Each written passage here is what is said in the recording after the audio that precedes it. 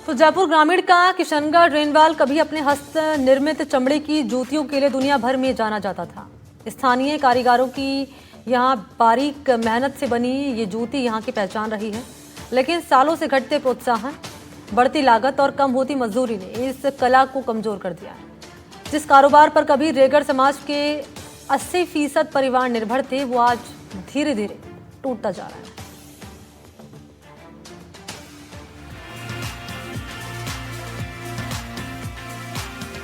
Kishangarh renewal की जूतियां कभी राजस्थान की विरासत मानी जाती थीं, लेकिन अब ये परंपरागत कला संकट में है। सरकारी सहयोग की कमी और कमाई न के बराबर होने से कारीगर तेजी से पेशा बदल रहे हैं। कारीगरों का कहना है कि थोड़ी सी सराहना और प्रोत्साहन भी मनोबल बढ़ा देता है, लेकिन पिछले कुछ सालों में न तो बाजार का विस्तार हुआ है और न ही सरकारी मदद मिली। ऐसे में कला से जुड़े लोग खुद को उपेक्षित महसूस कर रहे हैं। देखिए, मैं 35-36 साल से ये जूते का काम कर रहा हूँ और रेगुलर ही कर रहा हूँ। इसमें क्या था कि पहले तो क्या था कि मजदूरी अच्छी मिलती। आजकल क्या हो गया कि चमड़ा हर चीज महंगाई हो गई, जूती कमजोर हो गई क्योंकि जूती मजदूरी नहीं मिल पा रही। कारण ये है कि जो आजकल ज्यादा फुटवेयर चला ना, प्लास्टिक रबड़ वगैरह, ये ज्यादा था। पहले क्या है कि जूतियां पहनते थे, पहले मजदूरी भी अच्छी मिलती थी, हमें चमड़ा भी सस्ता मिलता था। क्यों, अब चमड़ा पहले हमारे यहाँ पर रंगाई होती थी, हम भी तैयार करते थे, हमारे बुजुर्ग भी करते थे। उसके बाद में धीरे धीरे ये खत्म होता जा रहा है। और दूसरी चीज है कि इसका फायदा दिन दिन कमजोर क्यों हो रहा है, क्योंकि महंगाई का दौर है, हर चीज की हमारी मार्केटिंग नहीं है। सबसे बड़ी समस्या है, हम बढ़ाते हैं, हमारे खरीदने वाले दुकानदार हमें रेट नहीं दे पा रहे। अब रेट नहीं देते तो वो चीज बढ़ाना उनके लिए मुश्किल हो गई, हम भी बढ़ाने में असमर्थ हो जाते। धीरे धीरे क्या है कि चमड़े को क्वालिटी चेंज हो जाती है। पहले इस कस्बे के लगभग हर घर में जूती का निर्माण होता था। रेगड़ समाज के परिवार बड़े पैमाने पर जूतियां और दूसरे चमड़े के उत्पाद बनाते थे, लेकिन मशीनों के उपयोग में बढ़ोतरी, कच्चे माल की महंगाई और घटती मांग ने कारीगरों की मुश्किलें बढ़ा दी हैं। आमदनी कम होने से नई पीढ़ी भी इस पेशे से दूर जा रही है। स्थानीय लोगों का मानना है कि चमड़े की जूती पहनना पारंपरिक रूप से लाभदायक माना जाता है। ग्रामीण इलाकों में इसे आरामदायक और मौसम के संतुलन को बनाए रखने वाला कहते हैं। हालांकि इसका कोई वैज्ञानिक प्रमाण नहीं है, लेकिन सदियों से ये मान्यता लोगों की जीवन शैली का हिस्सा रही है। जूती बनाने की प्रक्रिया काफी मेहनत वाली है। पहले जूती का अपर काट कर तैयार किया जाता है, फिर मजबूत चमड़े की तली बनाई जाती है। इसके बाद हाथ की बारीक सिलाई जूती को मजबूती देती है। आखिरी चरण में कढ़ाई, नक्काशी और डिजाइन उकेर कर इसे खास रूप दिया जाता है। हर जोड़ी जूती कारीगर की कला और धैर्य की पहचान होती है।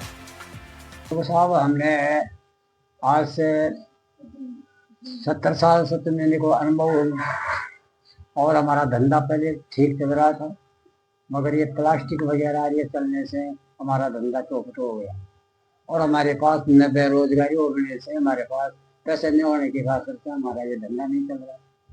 और इसके अंदर चमड़े की जूती से पहनने से हर चीज़ की शरीर के लिए लाभदायक है और इसके अंदर बीमारियां नहीं होती है। प्लास्टिक पहनने से बीमारियां पैदा होती है, आंखों की रोशनी कम होती है, शरीर को नुकसान पहुंचाती है।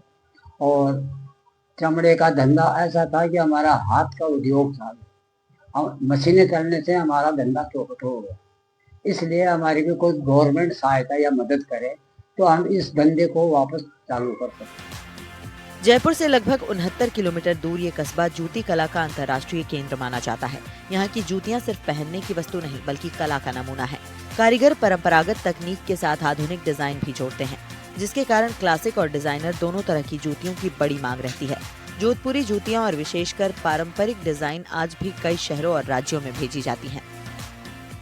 चाबी के छल्ले वैसे हमारे पास डाइये भी है, डाइये से भी बनाते हैं और वैसे हम हमारे हिसाब से पैटर्न काट के भी बनाते हैं। जैसे अब आप दे दोगे ना डिजाइन, वैसा बना देंगे। भाई सबसे बड़ी बात तो हमारे क्या है कि आर्थिक मतलब पैसों की जरूरत पड़ती है ज़्यादा से ज़्यादा, और इनमें लगते हैं पैसे बहुत ज़्यादा और हमारे को मजदूरी भी नहीं मिल पाती। इनमें पूरे दिन भर काम करके 300-400 रुपये बनते हैं। अब एक कारीगर सुबह जाके शाम को आता है, 1000 रुपये लेके आता है, तो हमारा गुजारा नहीं बन पाता है। गांव के करीब 50 परिवार अभी भी इस कला को संभाले हुए हैं। चमड़ा काटने से लेकर डिजाइन तक का पूरा काम घरों में ही किया जाता है, जिससे हर प्रोडक्ट में घर की छाप नजर आती है। यहाँ की हैंडमेड चमड़े की बेल्ट भी काफी लोकप्रिय है, जिन पर की गई बारीक नक्काशी इन्हें खास बनाती है। स्थानीय कारीगरों को उम्मीद है कि अगर सरकार प्रोत्साहन दे, बाजार की उपलब्धता बढ़ाए और पारंपरिक कलाकारों को आर्थिक मदद मिले तो ये दम तोड़ती कला फिर से जीवित हो सकती है। उनकी मान्यता है कि समर्थन और सम्मान से नई ऊर्जा मिलती है और यही इस कला को बचाने की सबसे बड़ी जरूरत है। किशनगढ़ रेनवाल की जूती कला केवल रोजगार नहीं, एक विरासत है। अगर समय रहते इसे संभाला नहीं गया तो सदियों पुरानी ये कला पहचान खो सकती है। अब देखने वाली बात यह है कि सरकार और प्रशासन इस कला को बचाने के लिए क्या कदम उठाते हैं। एनडीटीवी राजस्थान के लिए जयपुर ग्रामीण से हिमांशु सेन की रिपोर्ट।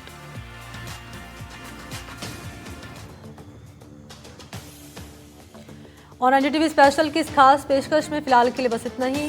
देश और प्रदेश की अहम खबरों के लिए आप देखते रहिए एनडीटीवी राजस्थान। नमस्कार।